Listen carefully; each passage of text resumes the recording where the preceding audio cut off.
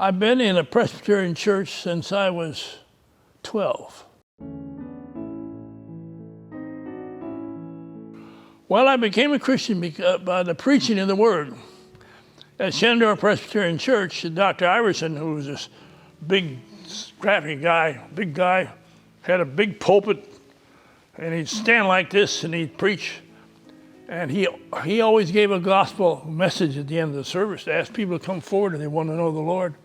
And one night the Lord just talked to me, and I came forward, asked the Lord to my heart.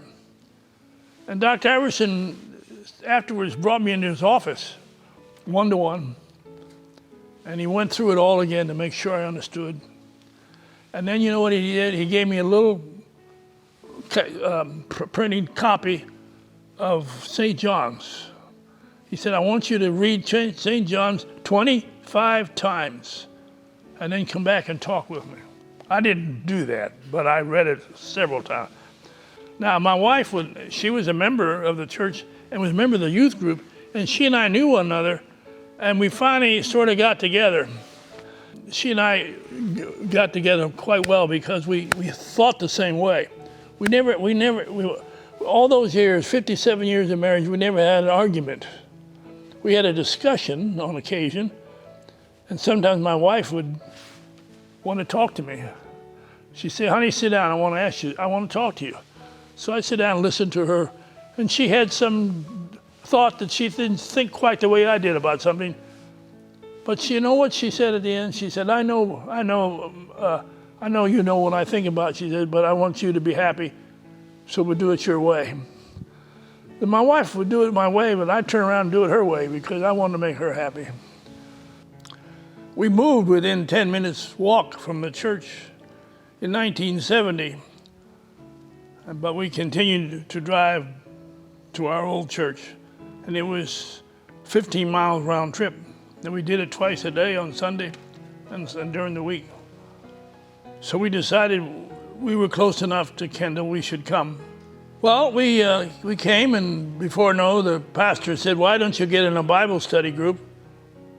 And so we did, and it was a small Bible study group made up of about 7 or 8 couples, and we enjoyed it. We get to know people.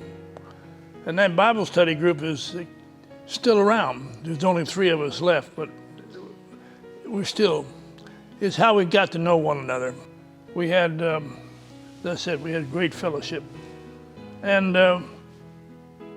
we went through several pastors while we were here. Dominic left, and then we had 1 or 2 or 3 others.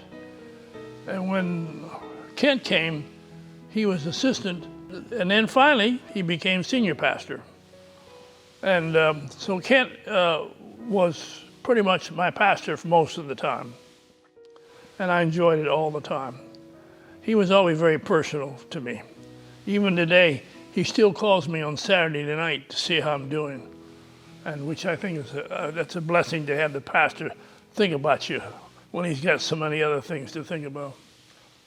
My wife passed away 10 years ago, and it was difficult, but because of the Bible group that I was part of, that kind of held me together, helped me to get through it all. So I'm thankful.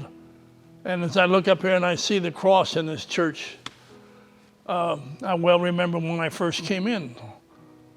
As an architect, the simplicity of the sanctuary, in the sense that it was very visible because of the beams and all, it showed muscle.